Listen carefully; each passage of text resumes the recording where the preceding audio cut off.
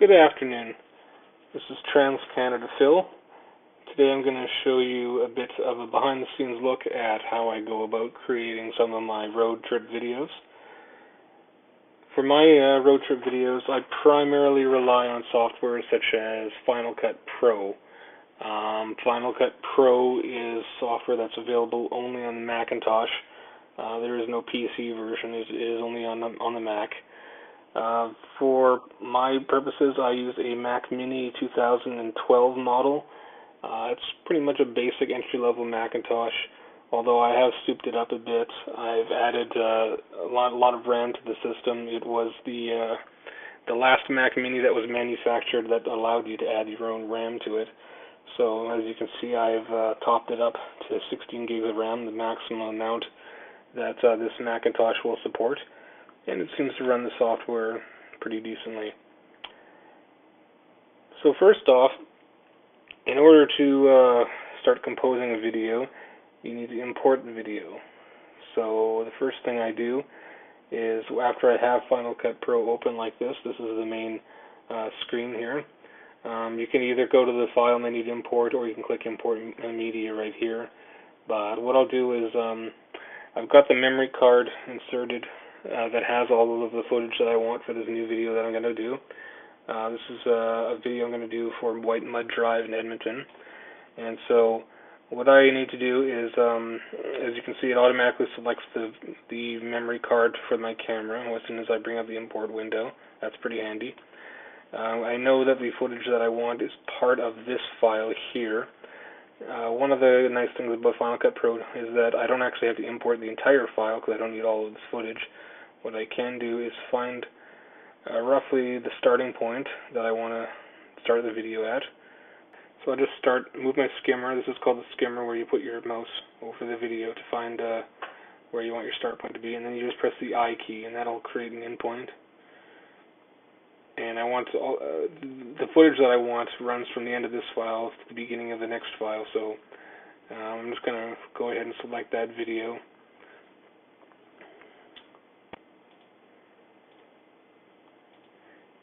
And I'm going to take these two videos. Very important to create both proxy media and optimized media.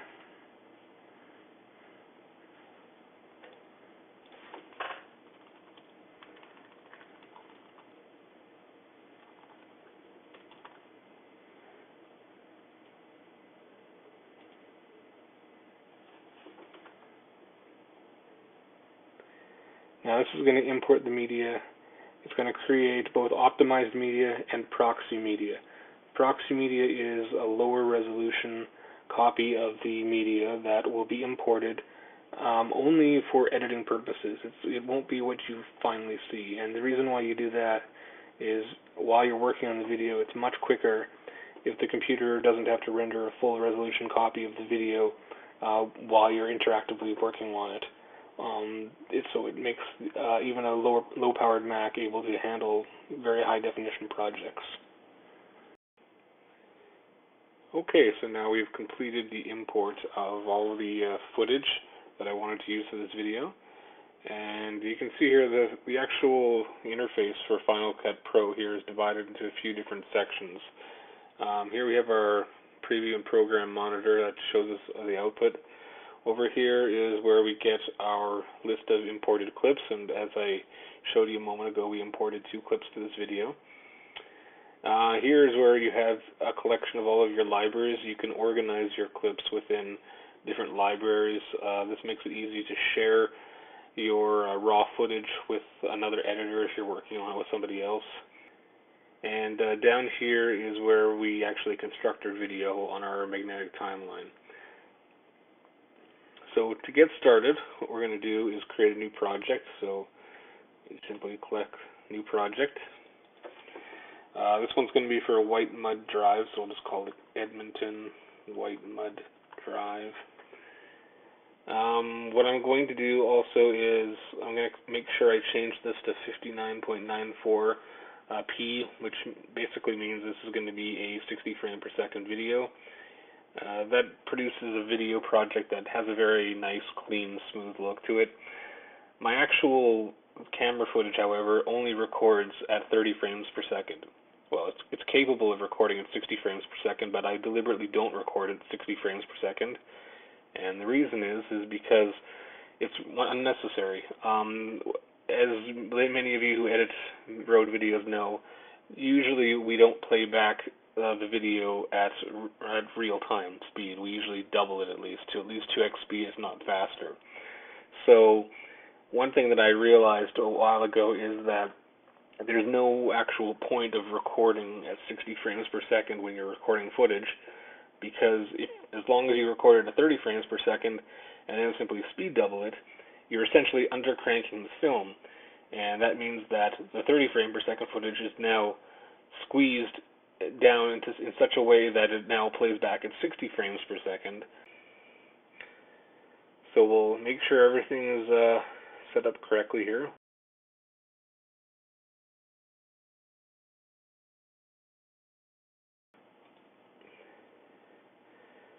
And so now at the bottom here we have a timeline that's been created. Final Cut Pro is very different, especially version 10 is very different than many other editors you may have used. Most video editors have this concept of tracks, and you'll have a video track and maybe another video track and then some audio tracks on top of that, and they're all listed in parallel along here. That's not the way Final Cut Pro works. Final Cut Pro has this rather radical idea of a magnetic timeline, and some veteran editors have problems with this. There's been some criticism about it, but it's just a new way of editing, and once you get used to it, it's very intuitive, and in fact I absolutely love it, and that's why I stick with Final Cut Pro. So what I'm going to do first of all is I'm going to take my footage. This is the first clip. Select it, and you can drag and drop it down onto the timeline if you want, but the easier way is just highlight it and press E, and that appends it to the existing project. Now I want the next clip, and I want this to go at the very end of the existing one, so I just press E again, and it appends the two clips back to back, so we have this nice one long video. I'm just going to zoom out a bit. So those two clips combined gives me approximately 40 minutes of video. Obviously that's way too long for a road trip video. So what we're going to do is we're going to increase the playback speed, obviously, because I don't want to release a video that's 40 minutes long. So the first thing I like to do after importing my video, before I go through and start editing it or retiming any of my clips or adding music or anything like that, the very first thing I do is set my video levels, because the raw video footage that comes off my camera is just not optimized. I find it tends to be rather overexposed by default, and so I think it requires a little bit of adjustment in order to look proper, in my opinion. So the way that you make these adjustments is Final Cut Pro has a built-in waveform monitor, and you find it by going into this view menu here and choosing to show the video scopes, and this brings up a waveform monitor. Now if you use the skimmer and skim back and forth or even play back the video, you can see this here provides a graphical representation of the luminance of the video signal. Now I'm kind of old school here. I learned how to do video editing back in the late 90s here, when these kinds of monitors were separate standalone waveform monitors, and this numbering system here referred to something called an IRE unit, which was a way of measuring luminance back in the analog video days.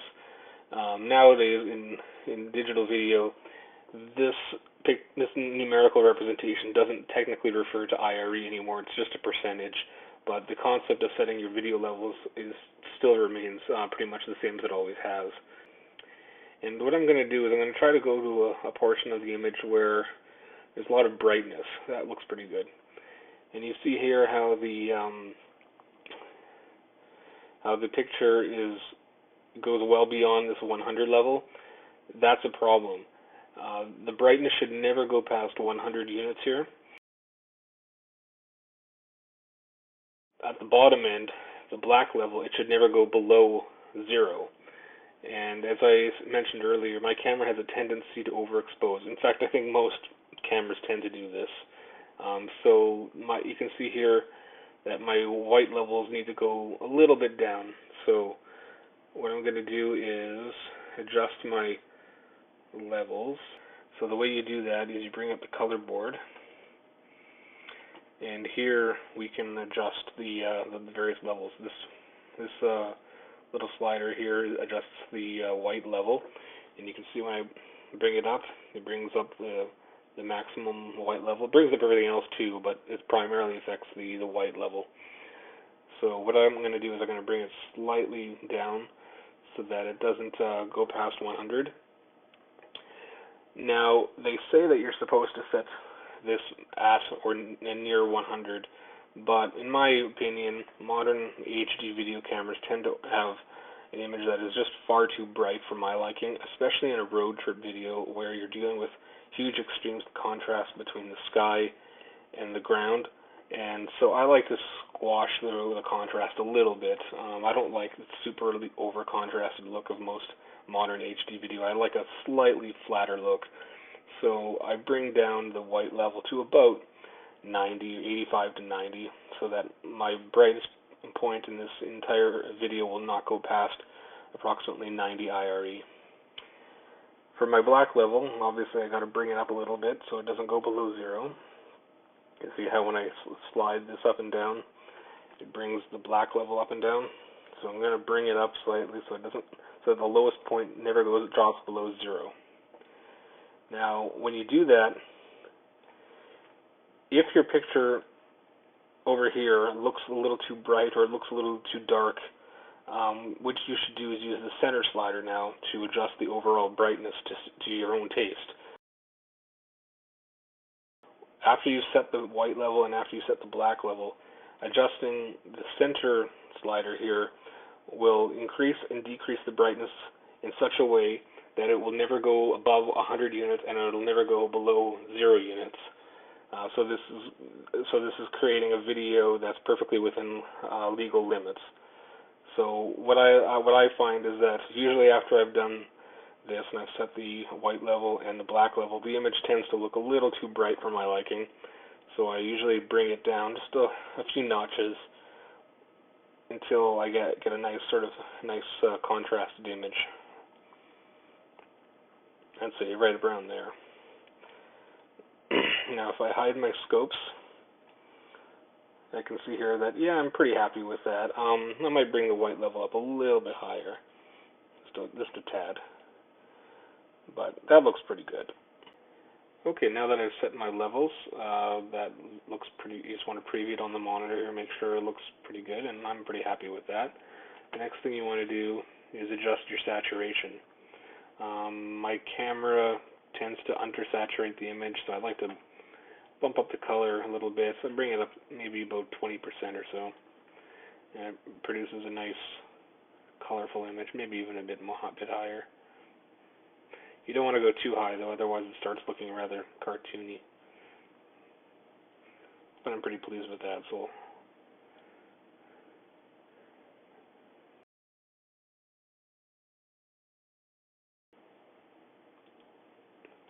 Okay, so now my color levels are set. I'm pretty happy with that. Okay, now our footage is ready to start editing.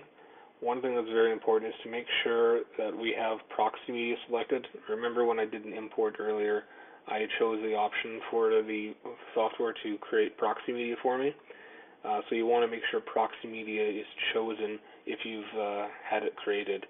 And the reason I do that is it'll help improve the editing performance while I'm working with the video. Instead of editing the high definition video clips directly, what I'm doing instead is I'm editing lower resolution standard definition clips, and then only after I'm finished my project and I go to render out my final project will Final Cut Pro export a high definition copy for me, and that just makes it much more responsive while you're working with the footage.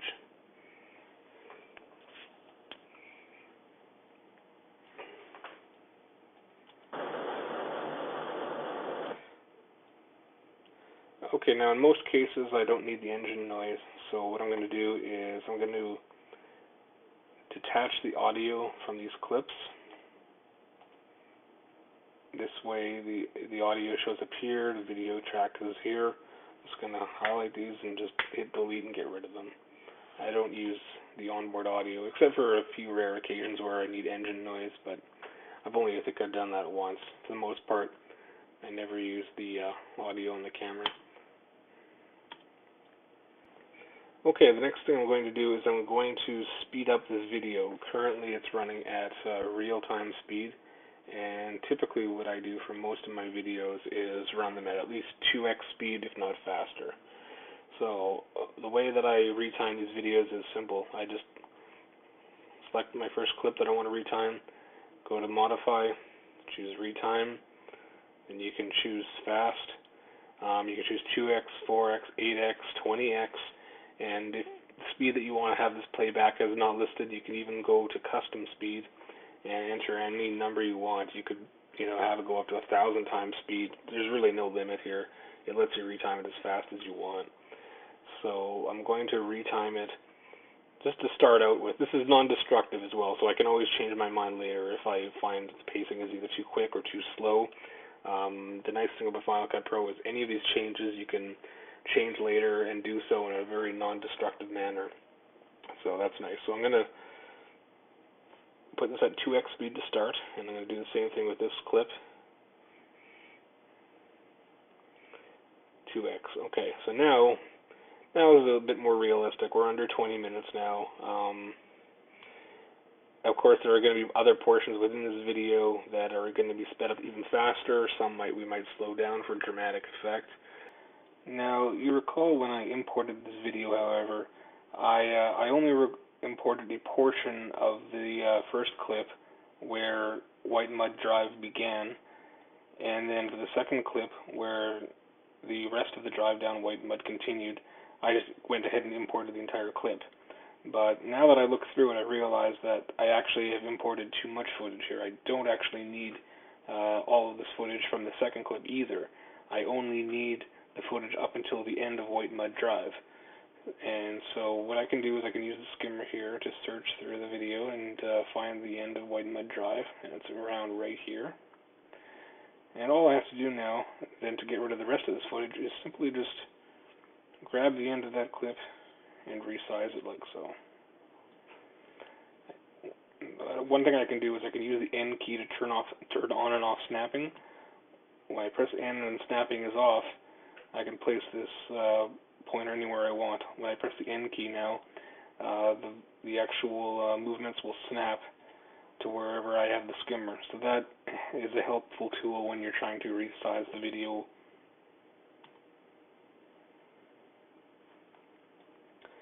So now we can see that we only have 10 minutes of footage now, and that's a much more realistic road video.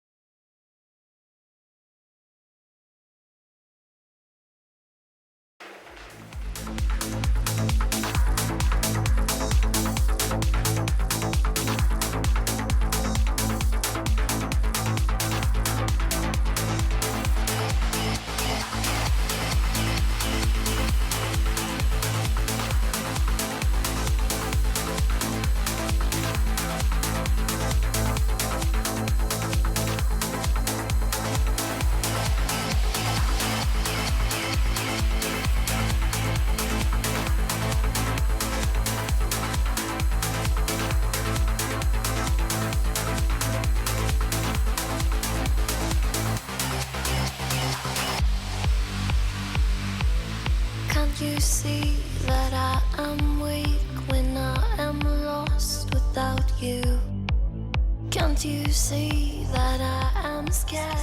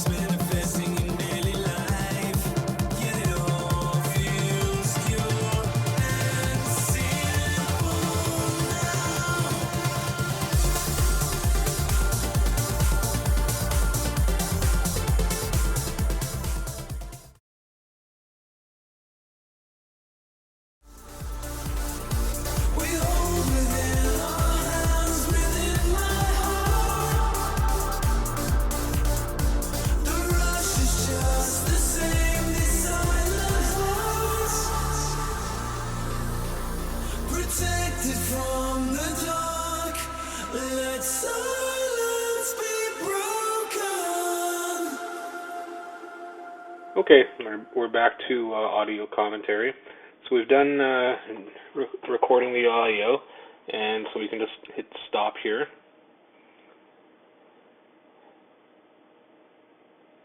And we can see the recording now is listed in my Finder here.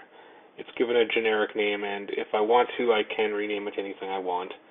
But once I have this file is fully importable into Final Cut Pro.